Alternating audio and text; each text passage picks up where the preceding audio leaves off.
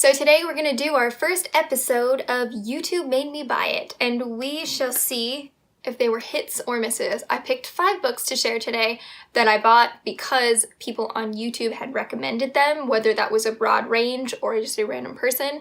I tried to make sure that I didn't just pick recommendations from only one person, because if I picked every book that Murphy Napier recommended, I would just have like a favorites video, because we seem to be very in line.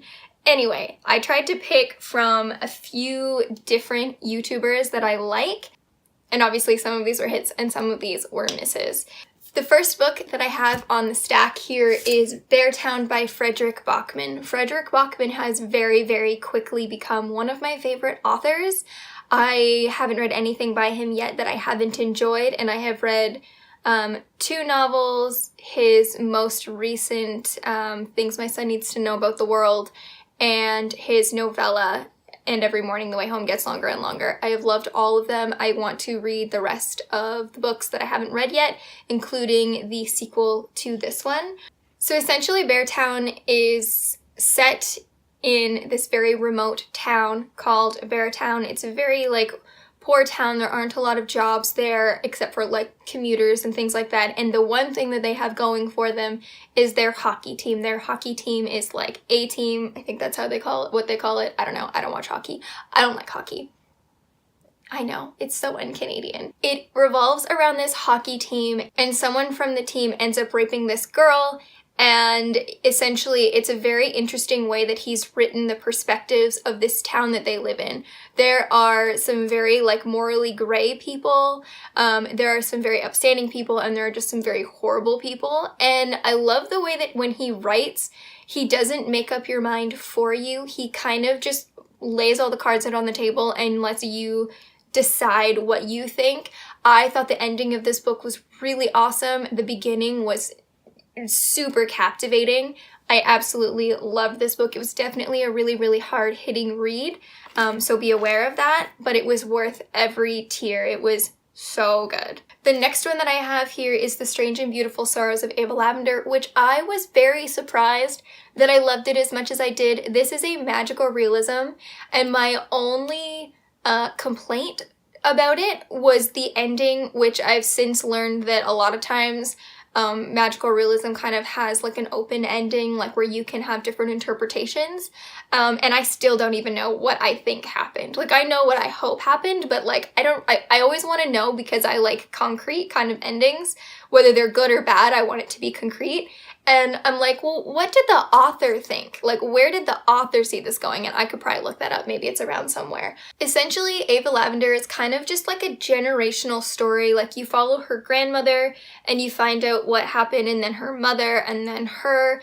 A lot of really sad things happen to her family and just people in her life. It's quirky. It's hard to explain.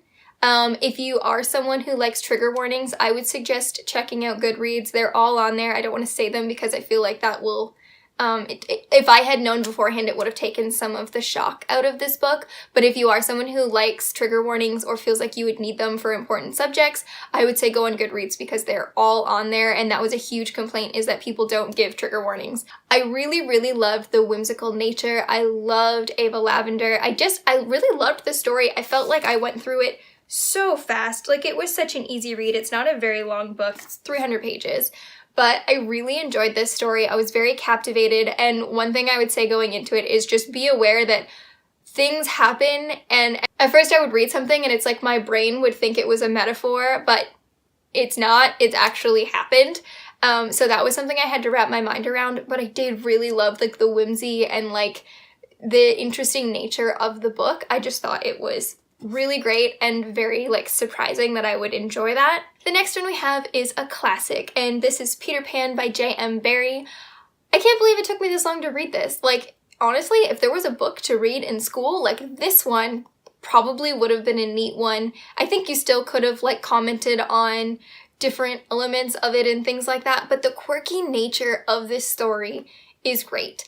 And I loved Peter Pan's character. He was such a brat, but it was funny, and Tinkerbell was such a little stinker, And I just loved everything. Everything went really fast. I think my favorite scene in this book, and I don't know why, but this scene just stands out in my mind as like my favorite scene, is between this bird and Peter Pan, and they have this like ridiculous conversation, except that it says, but neither of them could understand the other because they don't speak the same language.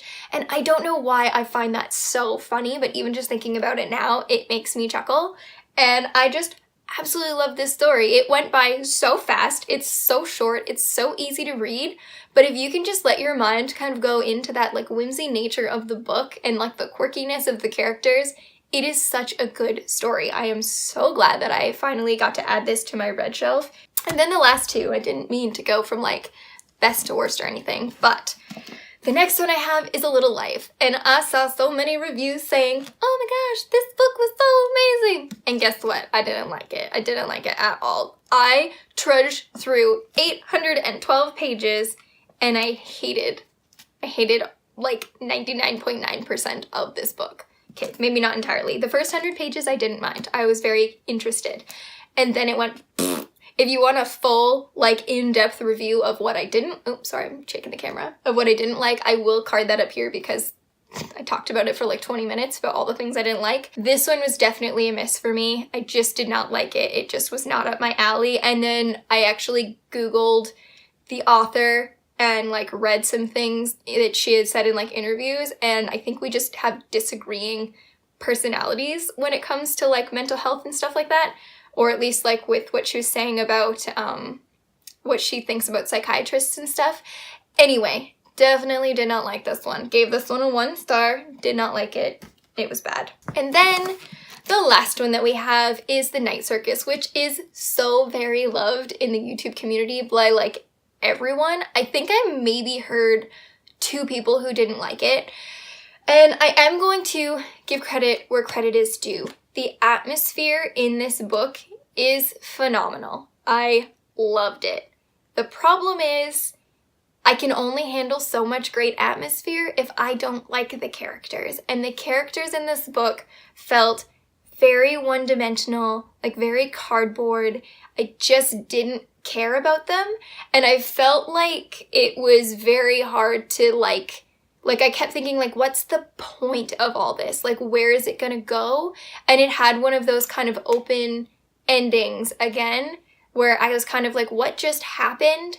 And it's kind of just, like, fluttered off into nothingness. I wanted to love the characters. I really did. I can't even think of what their names are now. Like, I can't remember them. There's nothing memorable about them.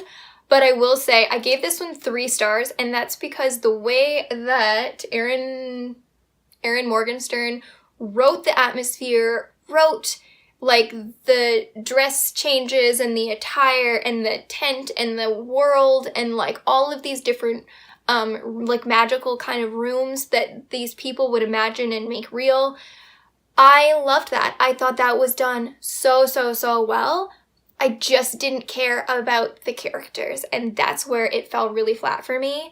And I'm not going to say, like, I didn't hate this book at all. I just wanted so much more from it that it left me feeling very disappointed, and, like, it left me just wanting more, I guess, is what I wanted. Also, this random copy, I accidentally bought, like, the large print version, and I've learned that I hate it. That's one thing I didn't. That has nothing to do with my star ratings, but I will never order a large print book. I didn't realize when I did it that I did it. And then when I got it, I was like, oh, this won't really bother me. But for some reason, the massive words just, like, drove me crazy because I felt like there was so much less on a page or something. Is that weird? I don't know. I totally understand why they do it. I just don't need it, so I don't personally enjoy it. Anyway, Night Circus, 3 stars. What it did really well, but it just left me wanting more. And I just really wanted to love those characters. I really did. And I just didn't get that from it. Anyway, that is all I have today for this episode. I'm going to call them episodes. I don't know. For this YouTube Made Me Buy It. And I will do more of these in the future because I actually think this is pretty fun. I decided to leave out all the series for now, but I may incorporate them at some point when I get through more of them. Anyway, if you've read any of these books, let me know down below what you thought of them, whether you loved them, whether you hated them. Let me know down there. While you're down there, don't forget to hit subscribe and the bell so that you don't miss any future notifications, and I will talk to you all soon. Thanks so much for watching.